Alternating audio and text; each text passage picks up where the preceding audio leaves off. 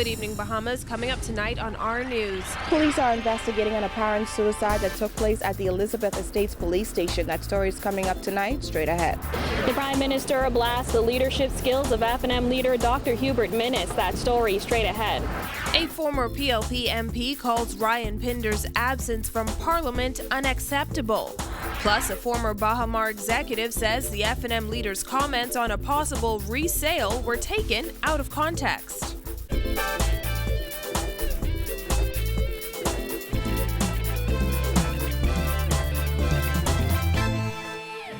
Our news is brought to you by Alive, the nation's newest and best LTE network. Good to be alive. Welcome to our news and thanks for joining us. I'm Christina McNeil. Topping news tonight, a correctional officer found dead in a jail cell. Police did not provide much details, but we are told that the officer was arrested for a domestic matter and was later found dangling from the rafters of his cell. Giorgio Bain reports. An apparent suicide has taken place here at the Elizabeth Estates police station just before 11 a.m. this morning, and a correctional officer appears to be the victim. Assistant Commissioner of Police Stephen Dean says the prison officer was arrested late Wednesday night after police responded to reports of a domestic dispute. Speaking with reporters outside the police station, Dean said the officer, who worked at the Bahamas Department of Corrections since 2006, was in police custody for less than 12 hours before the officers made the shocking discovery. Police are investigating the circumstances surrounding the apparent death of a male officer from the Bahamas Department of Corrections who was in custody for a domestic matter. What we can tell you that around 10, shortly before 11 this morning, police on duty at the Elizabeth police stations who were here while doing their routine check of the holding cell where this individual was in custody. They found him hanging from a piece of string to his rope to his neck. Dean says healthcare professionals from the nearby Elizabeth Estates Clinic were escorted to the holding cell to examine the officer before EMS personnel were called in to rush him to hospital. Medical personnel from the clinic came to offer some sort of CPR to revive this person. We were able to take him, EMS came on the scene and transport him to the hospital. We just got word not too long ago that this person has passed. Her Majesty's coroner will be taking over this investigation from this point forward. According to Dean, police do everything in their power to prevent tragic occurrences, but this incident was beyond their control. We have systems in place, we have procedures that we do routine checks out there, but we don't strip nobody naked in the cell. People have clothing on, so people could find creative ways to do things. But that's all will come out in an investigation. That's only speculation, so we'll have an active investigation going on in this matter. Officials have not yet released the man's identity, but colleagues tell our news he is Warren Pinder. Reporting for our news, I'm Giorgio Bain. In other news, as campaign season heats up, Prime Minister Christie blasted Free National Movement leader Dr. Hubert Minnis today. Speaking with reporters in Andros, Christie questioned how Minnis could be expected to lead the country when he can't even lead his own party. Jasmine Brown has more.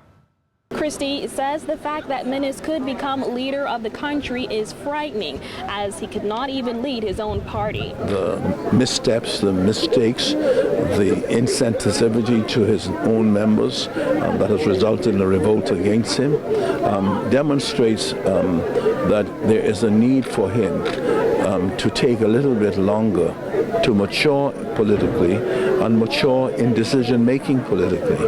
And that is what politics is about, judgment, and being able to exercise judgment that would not frighten people.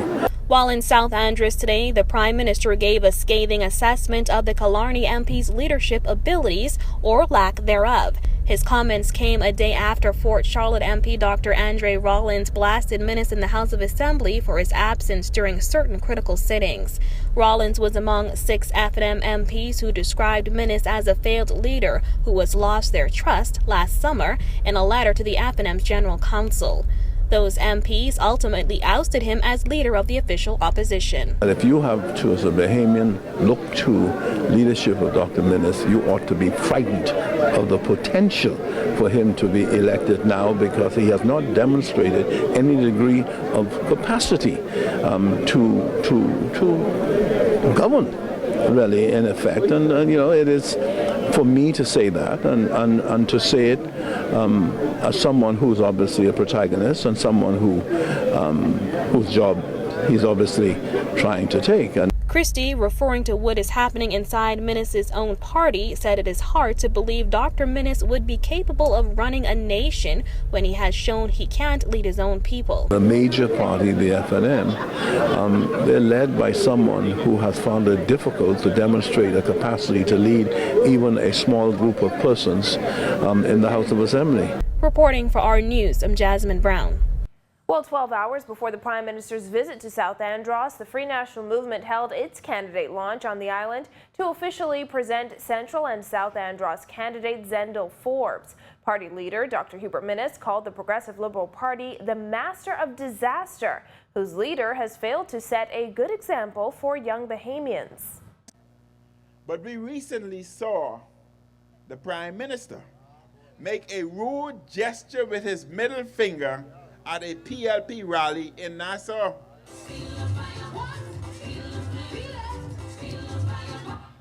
And such a gesture is unbecoming of any Prime Minister in our Bahamas. He has set a bad example for thousands of school children and young people who saw that picture. Minnis also branded the Prime Minister as delusional and out of touch. He thinks he's king or emperor of the Bahamas, and he thinks he can do whatever he wants. But he's cracking under the pressure, you know. Christie and the PLP are running scared because they are scared to death that they are going to lose big time. Well, Elizabeth Member of Parliament Ryan Pinder, who doesn't plan to run in the upcoming election, hasn't attended the House of Assembly all year. Now, one of his Progressive Liberal Party colleagues is weighing in. You ought to serve out the term in a manner that represents the people in the way that they sent you to do so. It doesn't do your constituents any good for you not to have a voice in Parliament. And so I don't think that's acceptable. Former PLP MP Philip Galanis says it is unacceptable for an elected member of Parliament to be absent for such a period. In fact, Galanis says if Pinder has decided to disengage from politics, there is a way it should be done, rather than leaving constituents without a voice in Parliament. We're now in the month of March, and for a member of Parliament to be absent for that period of time is not acceptable by any means, regardless of which party they belong to. If you're elected to represent a constituency, you should represent the constituency, and you should make every attempt to be there. It's really hard pressed. I'm hard pressed to believe that there's a justifiable reason why a person has been absent or missing in action for that period of time without a legitimate reason. According to the rules of the House of Assembly, a member shall vacate his seat in the House if he is absent for a period of 90 days. This is not the first time Elizabeth has been left without a voice in Parliament. Back in 2010, then MP Malcolm Adderley left the PLP and resigned from the House of Assembly, forcing a by-election. Pinder won by a slim margin and retained the seat in the 2012 general election. Galanis tells our news he believes it is important to demand more of our representatives because mediocrity will only breed mediocrity. I've always made the point, and I've made the point very clearly to my party, and I made the point in my columns as well, that it's critically important that you get the right people nominated as your standard bearers. If you get mediocrity, if you put mediocrity out front, to be a standard bearer, you're going to get mediocre service. Until the bar is raised, Galanis says he doesn't believe Bahamians are likely to see MPs performing at an acceptable level in Parliament. Until we do that, we're going to get in Parliament persons who really do not rise to the occasion to be able to represent us in a way that we'll be proud of. And I think that at the end of the day, that really is what's most important. Well, Free National Movement candidate Marvin Dame says F&M leader Dr. Hubert Minnis's comments regarding the sale of Baha Mar have been taken out of context, asserting that senior government ministers who have criticized Minnis are engaging in political talk. Dames, who held a senior position at Baha Mar, insisted Minnis is an intelligent man who knows he can't sell the resort. Vonique Toot has more. Baha Mar Security VP turned F&M candidate Marvin Dames is defending F&M leader Dr. Hubert Minnis, who has been heavily criticized for pledging that an F&M government would execute a real sale of Baha Mar to a purchaser who believes in Bahamians. Senior members of the government have called Minnis' statements irresponsible and immature, adding that the F&M leader is betting against Bahamians. However, Dames says he believes Minnis' comments were taken out of context. But we know, and he knows, he's an intelligent person. All of us know that, the government does not own Baha Mar. So the government can't sell Baha Mar. Everyone knows that. And so to criticize the leader for saying that, the government is going to sell Baha Mar, it's silly. Do you think his comments were taken out of context? I think absolutely. F&M Chairman Sidney Cawley has also sought to clarify Minnis' Facebook post, insisting the F&M leader never mentioned anything about nationalizing the multi-billion-dollar resort. Dames asserted that if anyone should be criticized on the matter of Baha Mar, it should be members of the Christie administration for sending mixed messages. We're yet to be informed that Baha Mar was sold. And so until we know exactly whether it has been sold or not, then we can determine what happens from there. But as far as we are aware, and we are continuing to get mixed messages in relations to Baha Mar. And so until, we need to have the facts. Has it been sold or hasn't it? In December, the Prime Minister confirmed that Baha Mar was being sold to Chow Tai Fook Enterprises. President of Baha Mar, Graham Davis, has said the mega resort would open without its sale being complete. Education Minister Jerome Fitzgerald said on Tuesday, Minnis continues to make irresponsible statements regarding the opening and sale of the Cable Beach property. However, Dames, who served as Baha Mar's Vice President of Security, suggested that anyone seeking to criticize Minnis' comments is playing politics. We're in the period of, political talk, and intelligent Bahamians will know how to separate the facts from the politics, and that's what we need to do. And it's very important at this point in time that we know exactly how to do that.